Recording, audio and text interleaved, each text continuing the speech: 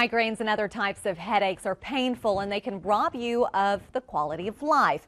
But it doesn't have to be that way. I know, as I've suffered from migraines most of my adult life. We are fortunate, though, to have my doctor with us, Dr. Brian Loftus from Bipolar Neurology over in Houston. And Dr. Loftus, let's just talk a little bit about how do you pick a doctor to go to when you suffer from headaches?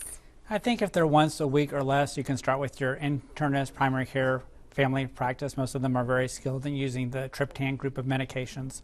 If they're twice a week or more, you probably at least need to see your neighborhood neurologist. He knows enough about migraine. He's probably comfortable with one or two of the preventatives. If you see him 3 different times and he's tried 3 different things and you're still not better, then you probably should see a headache specialist. There's a list on the Southern Headache Society website. You can find doctors through the American Headache Society website. We don't guarantee that they're good, but at least they care enough to join the specialties societies and go to meetings and know more about headache than the average general neurologist would know. And as far as neurology goes, migraines is something that you specialize in. It is. It's one of those things that I do a lot of because I had them. So I didn't choose neurology because of my migraines, but I got them after I was there, so I learned a lot about them because I was interested in my own disease. Well, let's answer some of our viewers' medical questions. This person says, I'm bipolar, and when I'm not on my medicine, I have severe headaches, but when I take my meds, my head doesn't hurt. So I don't know this patient, obviously, but there's a number of the bipolar meds which are good for migraine prevention, with Depakote probably be the first one that comes to mind since FDA approved for both. So I suspect one of the bipolar meds that she's on is acting as a preventative for her migraines, and she could either stay on it all the time if that was okay with her psychiatrist, or there may be other reasons why that's not okay, and then she could be on a different preventative for when she did not need her bipolar medication. But probably not a good idea to just get off of the medication just because you don't feel like taking it.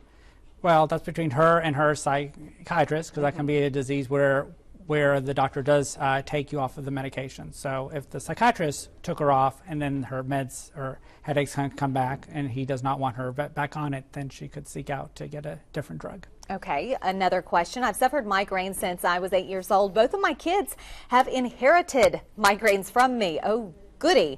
One is 6, the other is 15. Is there anything I can give them when they get a migraine? I give them ibuprofen or Excedrin migraine, and it just doesn't always get rid of them. Also, is there anything new that I could take? I've tried everything, and nothing seems to make them go away. So for her, she probably should see someone like me, because usually the patients who, quote, have tried everything have a headache every day that's mild, and they're just thinking about the bad ones, which they call their migraines. So they go to their doctor, they say, I have migraines once a month, and he says, take this, but they're neglecting that they're not headache-free on any other day, and those acute meds don't work in the face of chronic migraine. You did give the migraine to your kids. That's not the worst thing in the world, but if the over-the-counter drugs don't work, then I would take your 6-year-old for sure to a child neurologist. The 15-year-old can probably see an adult neurologist and do okay. Most adults are happy down to about age 15 or so. What about the Excedrin migraine? That's over the counter. Is that something you would recommend? That's a double-edged sword. So if you use Excedrin migraine once a week or less, that's fine. But if you're needing that Excedrin migraine every day or Starbucks coffee every day in order to prevent your migraine, then that's probably part of the problem. Okay, and if folks have more questions, how can they get in touch with you? They can go to the Bipolar Neurology website, and we have a contact page. They, of course, are welcome to come and see me in the office. All right, as always, we appreciate you stopping by and kind of answering our questions about migraines and helping us learn a little bit more. Always and we'll a talk pleasure. to you again next week. We appreciate it.